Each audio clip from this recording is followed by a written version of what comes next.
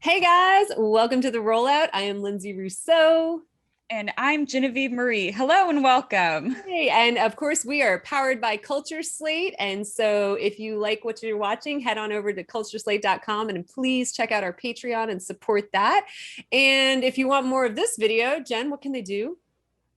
Well, you can always subscribe to our channel. Please ring that bell so that you get updates on every time we upload a new video.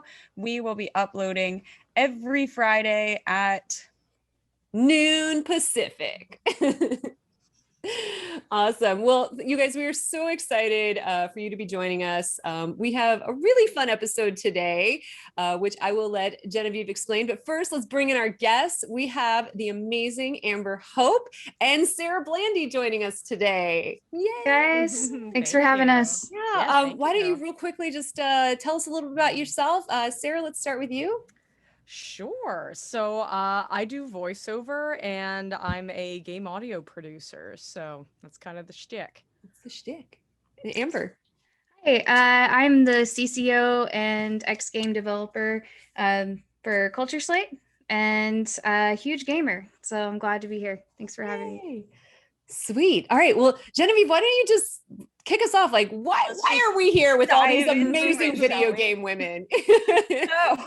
So I was actually looking to see if the if the PlayStation Store had Control on sale, because I really, really wanted to play it and hadn't bought it yet. And they did. And that's where I ran across their promotion of Amazing Heroines, which is it's basically a promo where they have an entire list that they made up of games in which there are amazing heroines in them. So I kind of eyed down the list and I was like, this is actually a very interesting list and could come up with some very cool topics of discussion. All 24. There's 24 of them. There's 24 games on the list. There are some of the PlayStation hits. There are some games that didn't do so well this year that they're probably trying to push and convince people to buy. There's a lot of things on this list that I am very interested to talk about, just based on what they had compiled. So anyway, let's get into it. Let us talk about some of the games on this list.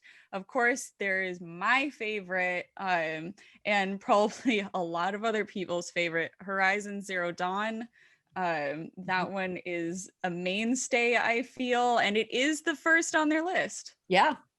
And I will say it's very interesting. And Sarah, maybe you've seen this too, but I've been seeing auditions coming out recently that have been specifically referencing the characters from that game as prototypes for some of these auditions. Sense. It totally makes sense. The performances are great. The voiceover is great. It's well cast, well directed. No shocker there. It's great. Yeah.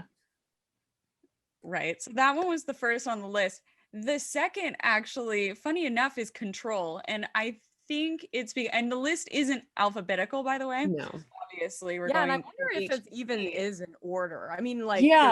There's something that tells me it might be, but at the same time, there's really top contenders near the bottom of the list. Yeah, well, because obviously, I would have thought Last of Us 2 would have been at the top, because now it's won how many game awards, So right. I'm looking at it right now. I'm not sure what it looks like on the actual store, but right now I'm looking at it. It's Horizon Zero Dawn, followed up by Control, followed up by The Last of Us Part 2, followed up by Sakuna of Rice and Ruin, and those are the top 4 that I'm seeing. I am Control. I actually have played same, probably maybe I'm 10 hours into the game, and I've enjoyed what I've played. The the action sequences are a bit choppy in places. They could definitely they could definitely up the frame rate and try and get that to mesh better with the rest of the mechanics of the game.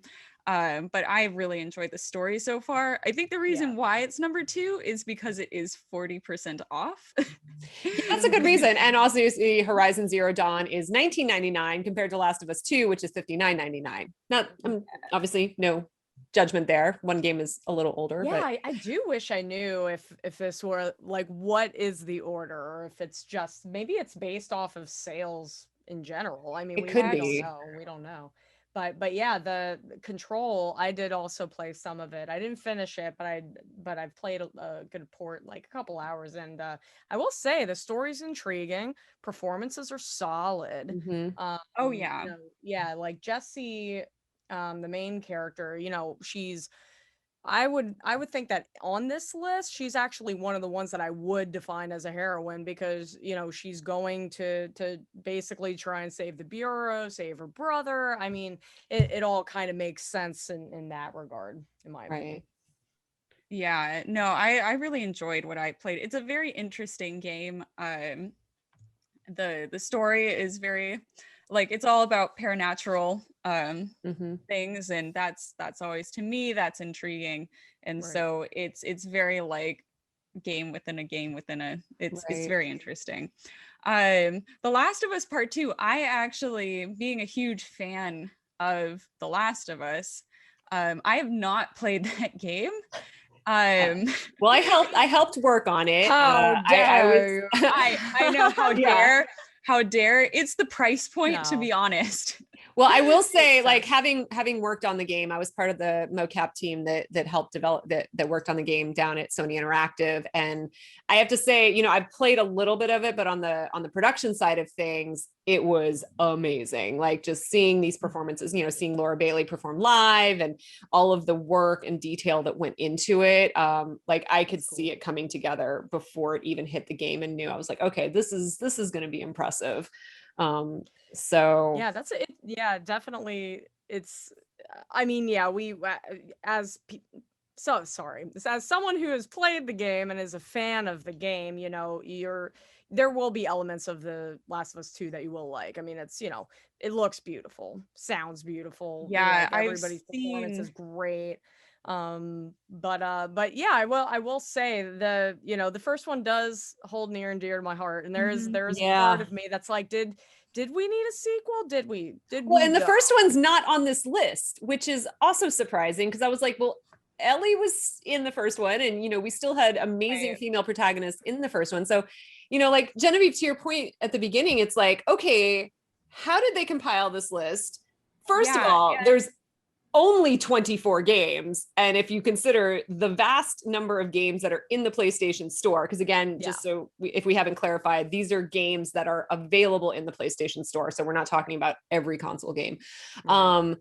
I'm very interested as to how this list was compiled in the first place. And, you know, I mean, again, yay for women in gaming. We have 24, but we only have 24 in this list.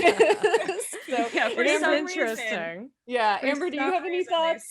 Yes, I'm a huge Last of Us fan. I love the first one, and I look forward to the second one. And one of the things I love most was Abby's muscles. I just thought it was really cool to see this strong, muscular woman in a video game. And when I first played it, I was like, yes, this is so cool. I relate. So I never really felt as strong when playing a character, and I loved how they switched perspectives. So I very much enjoyed that game. I know a lot of people seem to be disappointed compared to the first one, but I enjoyed it. And Horizon Zero Dawn, I'm a pretty big fan.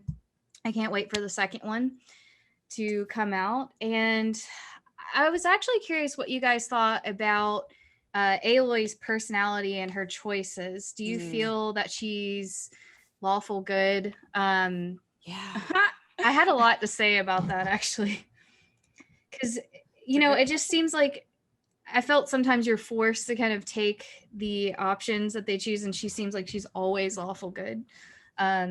So that was one of the interesting things I've thought about Horizon Zero Dawn. Yeah. I mean, they obviously kind of set that up with her, you know, like her origin story, which obviously you get to play Right. through a lot of that origin story with her as a kid. And you're like, okay, I can kind of see how they're doing this. Like, oh, who are my parents? I need to know. I don't know, you know, why do people think I'm, you know, why are people shunning me? So it's like, okay, they're kind of setting her up to be the outsider. But yeah, no, that's a really interesting point. Yeah, I was gonna say I've only watched streams of Horizon Zero Dawn. I don't own it, but I did watch a lot of streams, and I wonder if it's different for the player's perspective than a viewer like watching on Twitch's perspective. Like if you feel kind of that you relate to the character in the choices that you're making, or do you feel that there were maybe too many choices and not enough substance? Because that's kind of my question as far as Horizon Zero Dawn goes. Like as a player, is it different than as a viewer? Because as a viewer, I feel like it's very much dependent on the choices that you make. Maybe, you know, fill me in, fill me in if you can. Well, I feel like Aloy, I feel like they had their you know, their narrative for Aloy. And so the choices that you make really don't affect any part of the main story because they had that written out. I feel like the choices that you can make as far as her character goes more affects how her personality is. She'll still make ultimately the same choices and lead you down the exact same path from beginning to end.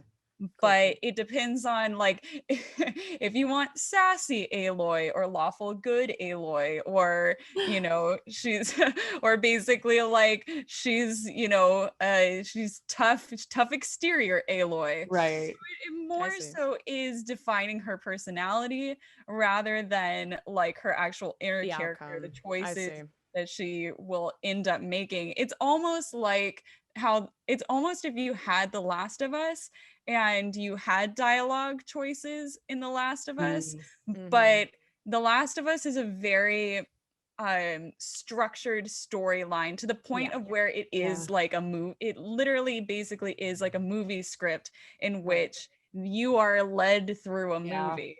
Horizon Zero Dawn is ultimately the same thing, only it's in an open world. So you can choose where you want to go first. You can choose how you say things, but what you say is ultimately going to lead you in the exact same direction. Okay. Yeah. Okay. All right. Okay. Yeah. So, I mean, I guess, you know, and again, in looking at this list, they did do a nice kind of combination of like, okay, you've got your sprawling, you know, open world games, you've got some of your more narrative games, and then you have some of your more first person shooter. And obviously, and they picked a lot, like, okay, they're not all obviously American productions as well, which was kind of nice. Like there is a little, you know, there's something for everyone here, I feel like, in this list. But and some I was like, oh, this is a game I have not heard of. I am very intrigued now. But what do you guys think about the fact that, you know, in looking at this full list, like what do you guys think about the fact that, again, in the entire PlayStation store, they picked 24 games to highlight female, you know, heroines, as opposed to, you know, the thousands of games that are mostly men? I don't know. Yeah, that's an interesting question, because at first when I was looking through this list, I didn't necessarily identify every female that's in this game or in these games as heroes or heroines. So then I thought to myself, okay, well, what would be a better title for the list? Maybe, you know, maybe like strong females in games, or, you know, something maybe a little more high level, so that maybe there would be more things to choose from. But then I was also thinking, like, what is there to choose from? You know, and then it does, you know, it does take you a second to think, and then stuff comes up and everything. But yeah, that is an interesting kind of space to think about. Also, what's available on Sony PlayStation Store obviously would have a big aspect, because my first thought was Metroid. That was the defining moment for me when I was a kid. When I found out she was female, I was like, oh my gosh, it's my new favorite character. So whenever I think of Amazing Heroines, I think of Samus. But obviously that would be Nintendo. But So I like a lot of the interesting things they have on the list here. I'm actually a huge fan of Life is Strange. And they actually, what's interesting is they just put Before the Storm. They didn't actually put the other Last Which of is Us weird because that was the one that won all the BAFTA awards, which I was like, Yeah, it is interesting. Yeah. And I guess because it's the newer one, right. and they have 3. Well, and same thing with Tomb Raider, like. Yeah, they only put one up, and they have an entire trilogy of the reboot. Right. But then you have all of the other ones that came before it. That was actually going to be my next question, is why do you think they only put Shadow of the Tomb Raider up there? Which I honestly don't consider that the strongest. I mean, again, it's still great, but I don't consider it the strongest in the trilogy. No. Marketing. I mean, I sales, yeah. I mean, and that's okay. You're a business. You're trying to make money. Yeah. Like, I totally understand that. But I think some of the decisions on here might have been to the influence of, its marketing. Nobody's buying this one. Let's push it. Yeah. Or, I mean, yeah. Sorry. Yeah.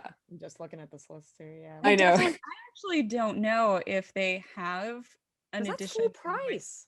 It's full price. Yeah, it is. It's full price. They're not giving it up easy. Yeah, there's only a couple not a couple, maybe just a small percentage that is actually marked down. Yeah. The one are cheaper, but the one that's the best deal out of everything is Control, to be honest, because that's the only one that's 40% off on. Well, actually, no, Soul Calibur 6 is 85% off. 5% off, which that's insane. Yeah. Yeah. Well, I mean, and again, in looking at this list, so we're seeing like, okay, so these games cover how many years some of these games go back now? It's not quite 10 years, but this isn't just 1 year's worth of games. So, I mean, it is kind of a snapshot on like what has gone by in the past couple years. So, I mean, do you see anything that kind of talks to like the progression, or maybe, women in games having maybe a bigger voice or maybe not a bigger voice? I mean, that's obviously the question we're always hearing, because, when the last Resident Evil came out, there was an uproar that they dared to put a female on the cover of the box, and Twitter was a firestorm, like E3 back in, it was 2018 or 2019, because a woman was on the front of the Resident Evil box. And I was just how dare what? Yeah. That's funny. Yeah, it is funny. I mean, I do wish I knew. Wish I knew, because I think there are some solid choices. If this, if I'm looking at it from Amazing Heroines, there are some really good choices on here. But then again, there are some choices where I'm like, but which female character? Because there's like 80. Like, how many female characters are in Soul Calibur 6, for instance, right? Like, and how many of them are actually heroes? Yeah. Cool game. I mean, Soul Calibur's always been a solid fighting game. I think one of the ones that really stands out to me and makes me question a lot is Detroit Becoming Human. I was just, I'm staring in the eyes right now, and it just is the big elephant in the room here, because out of all the playable characters, the 3 playable characters, there's one that's female and she's a maid. So I mean, at least she's not a prostitute. Again, nothing against prostitutes, but it's like, that's half the time. Oh, there's prostitutes. No, I know, but like, that's like, oh, I'm the playable. Okay. I'm the playable prostitute. We won't talk about Grand Theft Auto. It's fine. But yeah, that game really surprised me too, Sarah. I'm glad you brought that up. It's a weird addition, isn't it? The choices let's riff on that too. Like, as playing one of the only female characters you can really play, you can make some very questionable decisions too that would also make her not be so much as a heroine. I've actually played through that game several times trying to play the different outcomes, and there's the horde scene in the beginning, where you can choose to murder the abuser and try to run away from the law and stuff like that. So I mean, it really depends on what your choices are in that game, and it's just really interesting how they decide to put that on this list versus some other ones that probably could be funny that you mentioned that, because her character arc before all of them can end the quickest. Yeah. There is one point where when you actually are able to make like a really impactful decision and not just clean up the abuser's trash and like do his laundry, that the minute that you get an important decision is the very second that you can absolutely just end the story for her, and you're done. Maybe you've gotten like 15 minutes of gameplay as her, and then that's done. So it's not like it really highlights her character as something that the writers found like super important anyway, or maybe the importance is the fact of making that choice and you just get horribly punished for making the wrong one. Yeah, that whole section of the game was hard to play for me personally. Only because it's interesting that that's the choice that the developers made for the female character. Like the worst thing that could happen to a female character is this situation right here. And yeah, it's bad, and yeah, it's engaging and intriguing and all that stuff. But then at the same time, for me, I'm like, that's the choice we made, is it? Okay. And the game is about becoming human, and and these characters are not 100% human, and so I understand where they're going with it, and I can appreciate that, but yeah, there's just a lot of like weird questions that I and I think that leads to one of the things that is being talked about in Hollywood in general, but especially in the games industry, is like having more women on the dev side, like having more female writers. And obviously we hear about this in film and TV all the time. It's like, well, if you have women, and again, obviously we're not trying to stereotype and generalize here, but if you have those more diverse voices in your writer's room, then maybe that storyline would have been a little different. I mean, again, I haven't looked up the writer credits for this, but I think it's probably fair to say that the majority of the writers were not female, and perhaps there might not have been any. Again, I'm not looking at the list right now, so I could be wrong. I could pull up the IMDb and find out, but I think that's it's good questions, good questions. And yeah, we all could be, wrong in some of these, assumptions, but I think that's a fair question because when I play it, I don't feel like it's something that would necessarily, I don't know. It doesn't seem like it's set up from the perspective of a female. I don't know. That's the best way I could put it. I don't know if that makes sense. Yeah, it's definitely there's a lot of interesting choices made on her path that just don't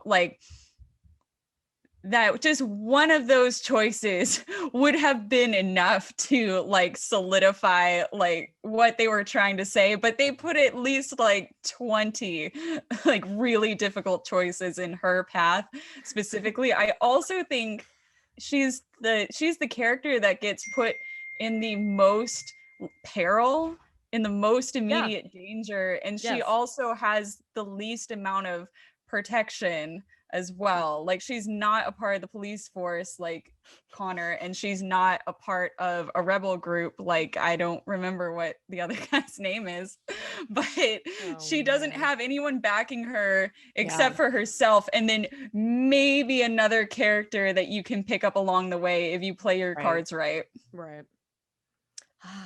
So in the view of this being Amazing Heroines, is she an amazing heroine just because she went through some ish, debatable. Amber, you were about to say something there? Yeah, one of the main things I remember about this game that just had me playing it so much was they have an achievement or a trophy for PlayStation. If you somehow are able to make all the characters stay alive, you get like this ultimate trophy. So I played through this game, I think a total of 4 times, and I was still unable to do that. It's actually pretty tough to make the right decisions to keep every main character alive. And the first character that died was the abuser. And that situation was actually really hard to get out of without somebody getting hurt.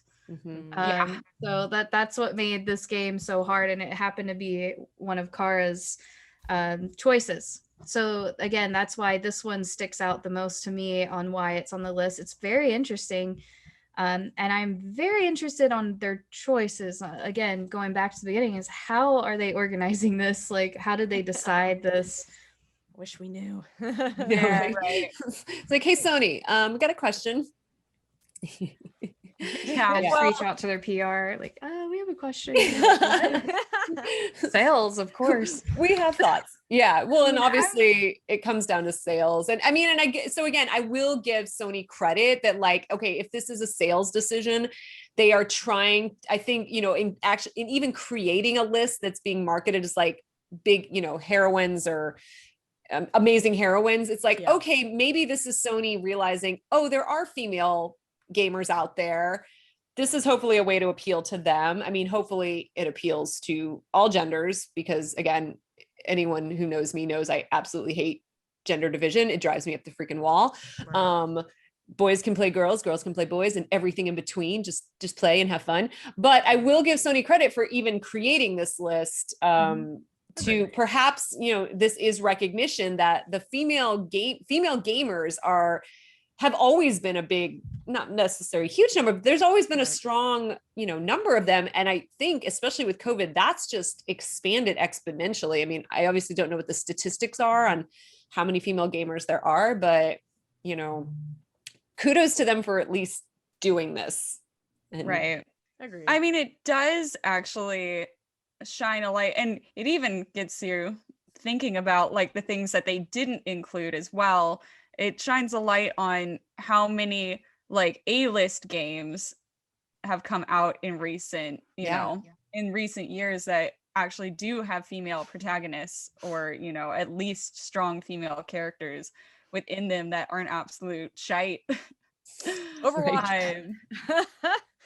Like it does actually, it's nice to actually have a light shown on it. And yeah, I'll definitely give them props for doing it, for giving it a try at the very least. Yeah.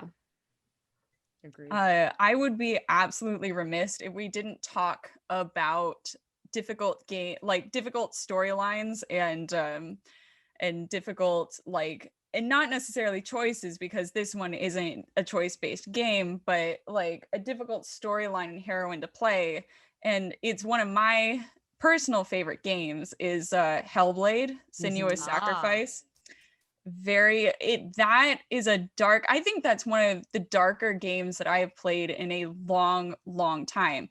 Thematically, visually, just story-wise, character-wise, and it is an all-encompassing experience that, I mean, I love this game, and it really does feel like the work was put into it. Like Detroit is definitely one of those things that like time and money was spent in it, but on it rather. But Hellblade felt like people spent hours and days and months in the writer's room just working on this game. So I don't know if any of you guys have played it, but it definitely deserves to be on this list. It doesn't deserve to be last on this list, which is where they put it. But again, I'm assuming this is not in any sort of numerical order. I am assuming that they just kind of like threw it up there.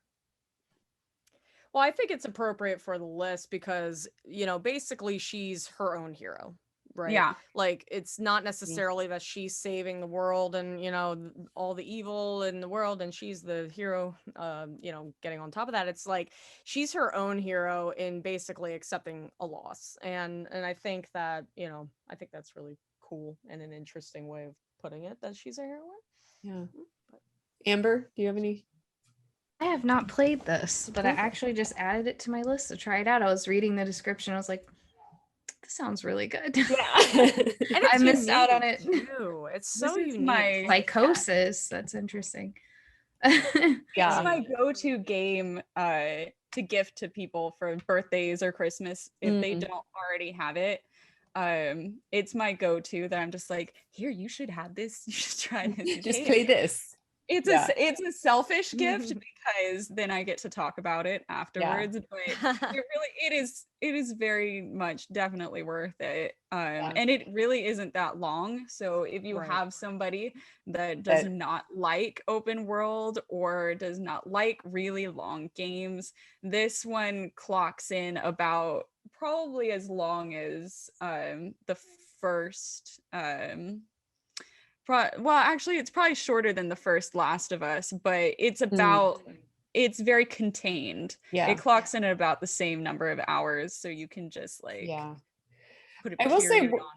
One thing that really kind of stuck out to me on this list is, I mean, obviously there's a wide range of games, both, storytelling wise and gameplay wise, but there's no first person shooter. And I think that goes to the fact that like women still have not had a presence in first person shooters. Like, and this is something that bothers me because, I'm an Army veteran, combat veteran. And so it's like, I get cast a lot to do like the shooty, screamy, dying things. And it's like, as much as I love the Call of Duty franchise, I'm just like, but give us a lead female, it's like, and I've had this conversation with devs in the past. And it's like, why are we still not seeing women as lead protagonists in first person shooters? Like, it really bothers me.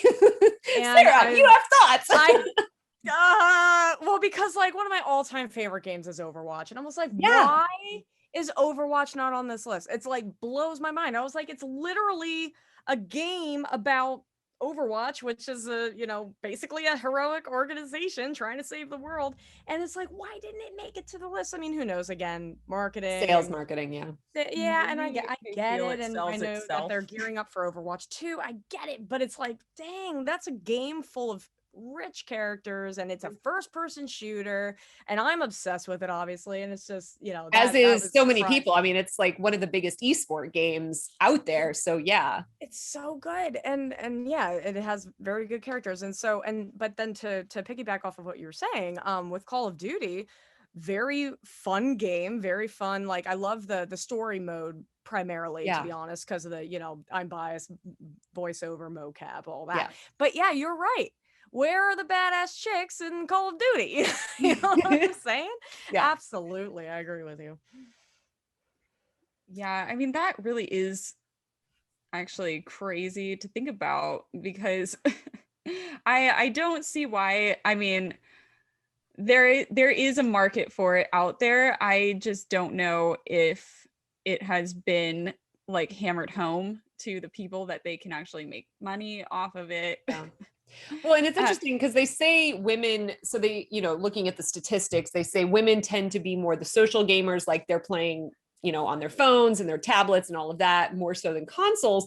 But I'm like, but game developers have obviously picked up on that. So you do have Call of Duty Mobile, Elder Scrolls on. So it's like, there is a Call of Duty Mobile, I know because I'm in it. I'm like, so, if women are dominating the mobile market, then maybe that's a way they can start doing that, but we're still not seeing it. And again, obviously we don't know what's currently in development. Obviously games are super NDA until they come out. So maybe there's something out there being developed with female protagonists in a first person shooter. So this is a bit of a loaded question, but I would be remiss if I didn't ask it. Because we had the Resident Evil freak out of woman on box. We also, and I see that the two, they're both absent on this list as well, is the last two Assassin's Creed games in which you can play as a female protagonist, and they're both done very, very well. The voice actress in Odyssey is absolutely fantastic. The voice actress doing Eivor is also very, very talented. And like the gameplay is absolutely the same across the board, storyline the same, like if you play male or female, but they chose to put the dude on the box every time. And also in the promos, they could have done both. They could have done both, but they didn't. They could have done side by side even on the same box, but they didn't. How do we feel about this? And maybe it also ties into, is girl on box gate also a reason why we don't see female protagonists in first person shooters? Are they afraid of the backlash? That is a good question. And honestly, I think, man, I know it's so loaded. It's hard. No, I don't want to get it twisted. Like, obviously, there's hundreds and thousands of people who are in a room trying to, figure out the right equation for the money, right? And so I understand that at the end of the day, it's coming from a marketing perspective, right? Yeah. And so, so I'm not trying to done leave my personal opinions at the door for a second, just because I'm like, maybe they're like, I don't mind if we have a guy and a girl in a box, but unfortunately, guys, the metrics say trying to make more money. So honestly, we don't know. We don't know what those conversations are like. But how does it feel? Of course, it feels like, we're being, second place, cast aside, all that jazz when you don't see that on the box. And honestly, I talked to a lot of guy gamers as well, and they would not care whether a guy and a girl are on a box. Like they would find it just fine. Give me a game that's fun. Yeah. Right. Well, and it takes me back to like Mass Effect. That was like one of the Mass Effect. I was like, that was one of the first big games where you were able to play through as female and male. And I don't think this is controversial to say that almost everybody can agree that Jen Hale as Femme Shepard was the superior performance. And again, no offense to the guy, the voice actor who played, male Shepard, but Jen Hale's performance as Femme Shepard was just extraordinary. And guys and girls, at least that I've talked to alike, seem to agree on that point, that they're like, oh yeah, we play as Femme Shepard. And I was like, okay, Amber, you had a thought there. Yes, I was going to bring up Mass Effect for this particular reason. I don't know if you guys did this, but I was really excited because when they came out with Mass Effect 3, you could swap the inside of the box and put Femme Shep on the front. And that was like the first thing that I did. Like I actually pulled it out. I was like, yes, this is cool. I didn't even know that. That's amazing. It's really cool. I was very excited about that. And I have to say it because I really hope that more game companies will do that. And if they feel they're going to have a backlash, they can just double side and we can switch it, because that actually made me really excited, which is kind of sad. But it's definitely something to be excited about, having a female on and a gamer feeling represented. They show that in TV and film. It's talked about all the time. Like people want to see themselves represented. So it's like, oh, me as a viewer, oh, I see someone like me on TV. So it's like, yeah, me as a gamer, oh man, I see someone like me on the box. And I'm like, well, comics put out variant covers all the time. So like you said, Amber, how hard is it to just literally do double-sided and you just flip it? It just and seems I feel like that's a low bar. That's a low standard to ask for. A very low bar.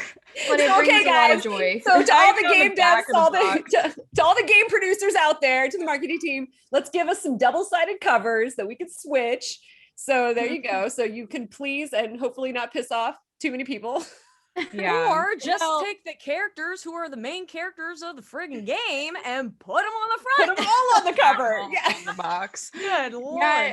Like a back-to-back photo, To that very same tune, there is that older study that was done that basically asked both men and women how important it is for there to be a female character in the game, to be a female protagonist in the game. And then it asks, would you mind if it was a female or male protagonist? Does that bother you? And for the majority of men, they didn't give a crap. They're like, male, female, I don't care. I just want to play game, play me. And for women, it was, on the whole, very important for them to have a female character, to see female protagonists in games. It was listed as very important to them. So on that study, just looking at that one simple study done, it's it seems to me that most of the backlash that is being received isn't a small corner of the internet. Well, but it has a big impact. Sadly, it does have a big impact, but I think that devs are slowly learning. I think that they're improving, they're getting better, and they are becoming a bit more creative in how that they are able to kind of circumvent the anger a bit. But I just had to bring up the Assassin's Creed because and it's interesting that you mentioned that, because like I literally, and I just pulled it up, I literally just read an article this morning in the New York Times that was saying the TV and film industry is very nervous right now because Gen Zers don't want to watch TV and films. Like, I guess they just did this big study and found that 26% of Gen Zers cited playing video games as their favorite entertainment activity. And then it was, 14% for music, 12% browsing the internet, 11% for engaging in social media. Only 10% said they would rather watch a movie or TV show at home. So the number one thing that Gen Zers are doing and want to do is play video games. 55% of the world population is female, unless those numbers have changed, or, non-binary or anything in the middle. So it's like, okay, so we now have an entire generation of people coming up who video games is most of what they do. So can the industry continue to keep kind of sidelining female characters if those are the numbers, the statistics that we're seeing come out? It's so interesting because I'm just, if they're worried about not making money, I bet you bottom dollar that if you put both the main characters on the cover, you're going to sell just the same amount, if not more. And it's like, you're going to make money, honey. You're going to get that yacht. Like, put that female on that cover. You know what I mean? Like, and I bet proof is in the pudding, right? Like, I mean, take Animal Crossing. I know this isn't like on the list, but like, just take a casual social game where there's equal representation and everything like that, and Nintendo does a great job, and it's like people are gonna make money. You're not gonna lose money by putting a girl on the cover. You're not gonna lose money for having strong female characters. If it's a good game, it's not gonna matter. It's not gonna matter if you're a guy or girl. It's not gonna matter. Honestly, I think that maybe the issue comes when it is these large franchise games, right? Like the first person shooters, Resident Evil, huge franchise.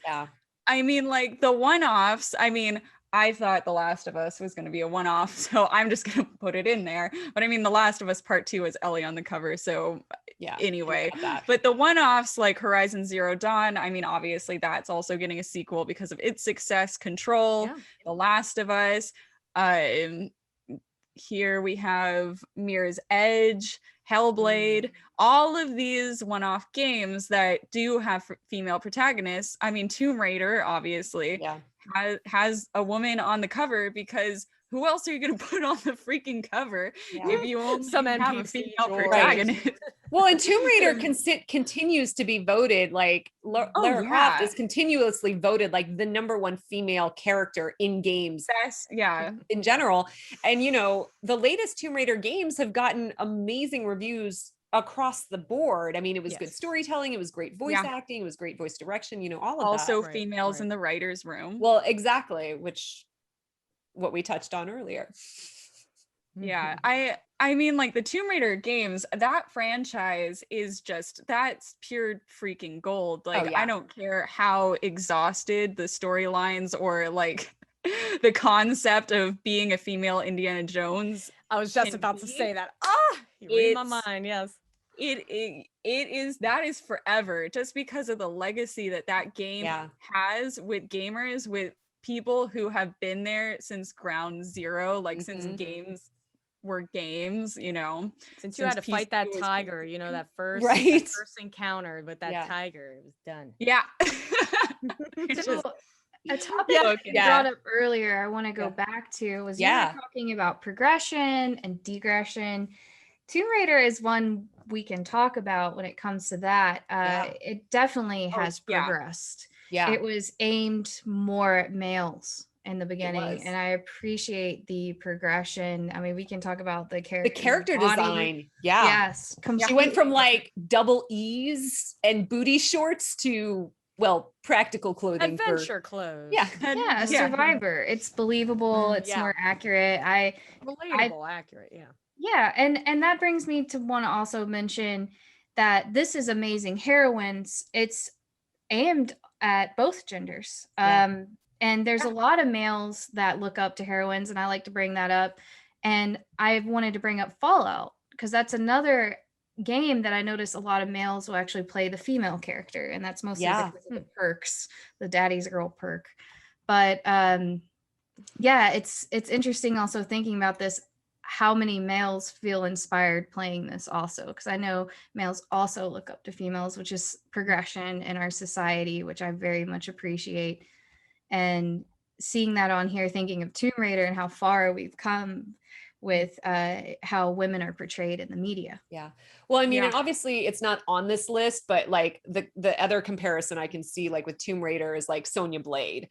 Like Sonia Blade was originally not even supposed to be in the Mortal Kombat game. They literally developed the whole game and were like, shit, there's not a single female character in the game, and they created Sonya for it. But like you look at the early original art for Sonya, and then now we've got the new movie coming out. Obviously the latest game has come out. Like now you see how she looks in the current iteration, and it very much is like Lara Croft. It's like, oh, okay, she was started off as like an afterthought, and now she is a full-fledged, badass kicking, soldier girl. So, and I love Sonya. Like Sonya's always been one of my favorite characters. So yeah. Right. Nice. And to that same tune, Lara Croft never was, and Sonya, I mean, they never were characters that didn't have great, personality and characterization. They always were, strong characters. I mean, like, there's only so much personality you can give, Lara Croft in her first games because of, the technical, roadblocks of, basically making a game.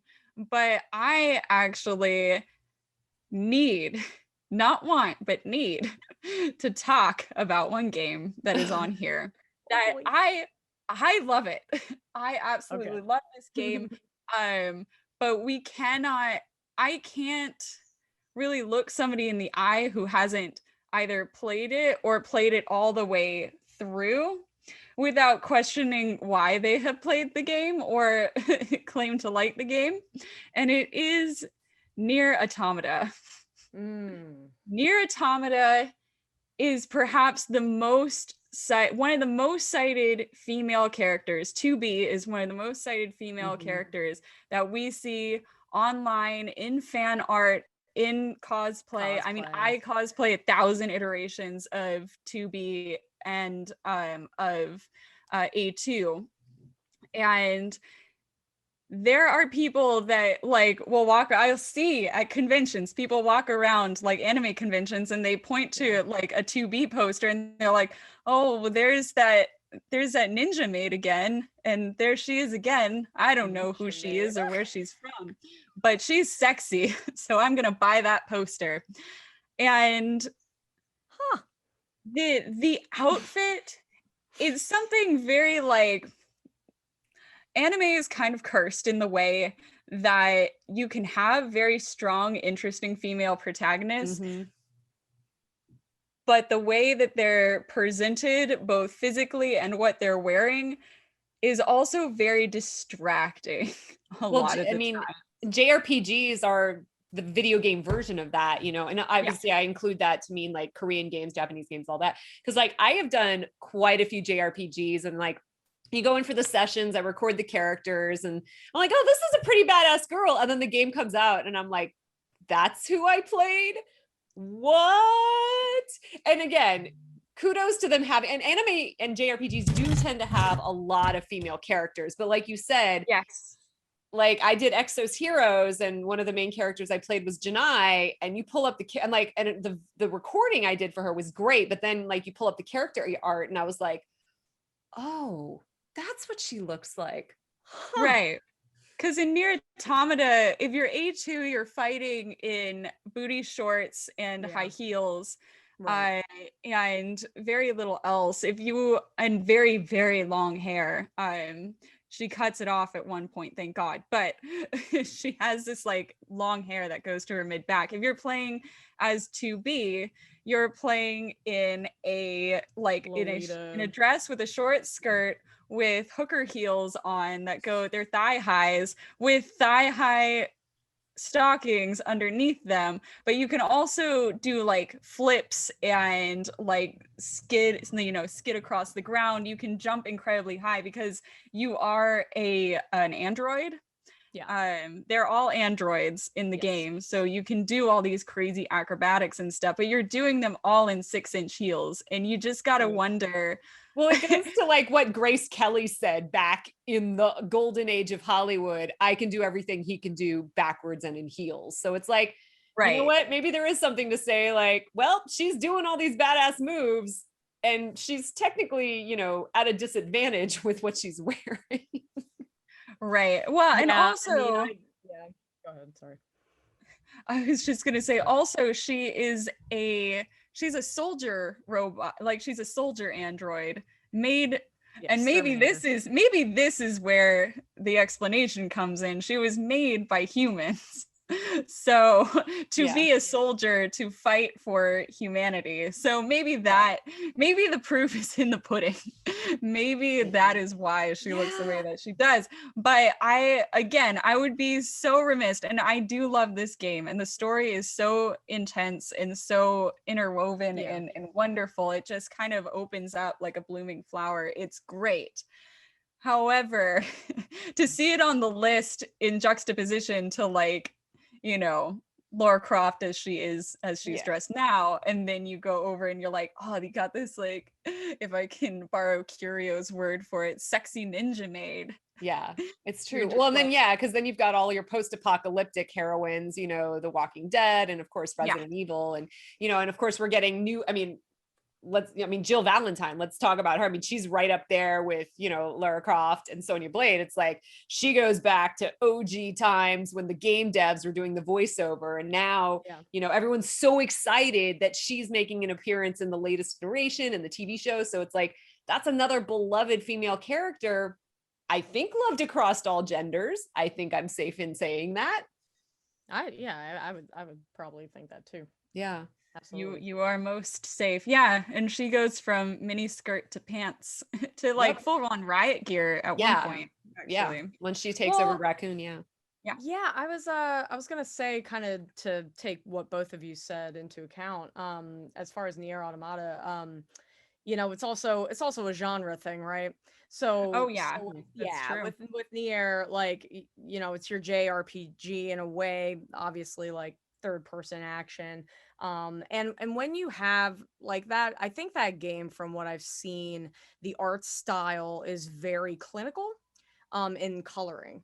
And so when you have you know, the 9S, I believe, right, 9S and A2 don't have as decorative clothes on, and then you have 2B, you know, out of the three, she's the most interesting looking one.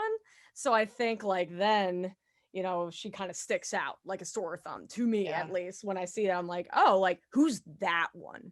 I want to know who that one is, right? And so there's definitely that. But I would say a lot of that look and the heel thing and the Lolita dress, I mean, it's definitely a cultural thing, it's a genre thing. But I'm like, I 100% agree with everything you said, Genevieve, about the. Well, as we get towards the end of the show here, I guess my big question to all of you is, if you had to make this list, or if you had to pick your top, like, what games, what characters would be the top of your list of like badass women? Yeah, let's go top 3. I love it. Oh. Now, this is specifically for Sony, PlayStation, or outside. I feel like let's just open it up. If we're making a list of, you know, for people, viewers who maybe aren't as familiar, like if you had to say here, if you want to play a great game with amazing female characters, play these three. Oh my gosh, it's so hard. I mean, if you need more than three, we could do that too. Cue the Jeopardy music. Wow. Amber's like looking at her box. She's like, what do I have over there right now? I can give you my three. Okay. Horizon Zero Dawn, definitely. That I think that one is a game that can be loved and played by basically anyone. You can just step into that game and have fun. Hellblade, that is my second one, and then Tomb Raider. Again, a game that's easy, the mechanics are easy, and you can step into that and just have a great time with that as well. Yeah. And there's so many Tomb Raiders to choose from. So true. that you can just have your pick of the litter. So when you're done with the whatever game that you're doing, you can move on to the next Tomb Raider before or after. Yeah. Sarah, Amber? Oh my God. Well, for me, there's so many, and outside of Sony, of course, I'm going to say number one would be Samus from Metroid. That just changed my life as a child, looking up to that. Then I actually really agree with Overwatch. I felt so much representation when playing that game. I really enjoyed it. So I'll definitely say Overwatch, 100% agree. And I will have to say The Last of Us. The Last of Us kind of brought you into the mindset of a female. Yeah. And I have a personal story with this game. My very near and dear close friend actually recommended this game to the point where she was crying, and she's like, I'm going to buy it for you. Just play it. Please play it so I can talk to you about it. And I was like, okay. So she bought me this game, and I started playing it, and I got to one of the, no spoilers, dreaded scenes, and I was crying, and got to a scene where they almost reveal like sexuality and things like that. And my best friend is transgender, and this game actually like helped her deal with emotions, and she felt so powerful and represented. So I definitely have to put The Last of Us on there, the first one. Yeah. Great game. Yeah. Wow. Yeah, I mean, I guess the ones that come to mind, obviously Overwatch, tons of representation there, and I love first person shooters, and I'm a female, so there's that. And speaking of another first person shooter, I'm gonna have to put Destiny 2 on the list. I mean, like you got Ikora in there, and Eris Morn, and like and even the latest season right now, like the kind of or basically the bad guy, but you're kind of working with them in a way right now. Keitel, another like female alien character. I mean, like there's so much representation in that game too, and it's just all around an amazing game. But yeah, I mean, those are the two that come to mind first, but there are so many. I could probably go down the rabbit hole, but I think we all are. Those two. Yeah, I think we're all kind of on the same page, because I know my list would definitely, like, Last of Us, the first one, would definitely have a huge place in that. Horizon Zero Dawn, and I'm gonna have to go back to old school Mass Effect, because I am not even joking. Like, playing through that game was the reason I wanted to get into voiceover. Like, I was doing theater at the time, and I was literally playing through this game as FemShep, and obviously not just FemShep. There's some other amazing female characters in that game. Like the voices in general, Carrie Ann Moss killed her character, so it's like, but that was the game that inspired me to do voiceover, and specifically video games. Like, that was my passion. And I was like, okay, this is what I want to do. So yeah. Well, obviously, guys, we could talk about this for another week, I think, but we are sadly at the end of our hour. But thank you both so much for being here with us. It was awesome. Let's give a shout out. Where can people find you? Where can they follow you? I know most of our lives are controlled by NDAs, but if there is anything you want to shout out, you go first. Amber. Thank you so much for joining us, guys. My name's Amber. Be sure to check out cultureslate.com. And we're excited to be starting the rollout in this new series. And thank you so much for having us. Yay. Yeah, likewise. Thank you guys so much. My site, sarahblandy.com. That's where I put all the stuff. Is Sarah Blandy at Sarah Blandy VO is my handle for all the social media things. So, but yeah, thank you guys so much. This was a really fun conversation, and yeah, hope Well, everyone that's enjoyed great. it. Well, yay. And of course, as Amber said, we are so happy to be part of the Culture Slate team. So please, please, please check out their website, head on over to their Patreon, check out their YouTube.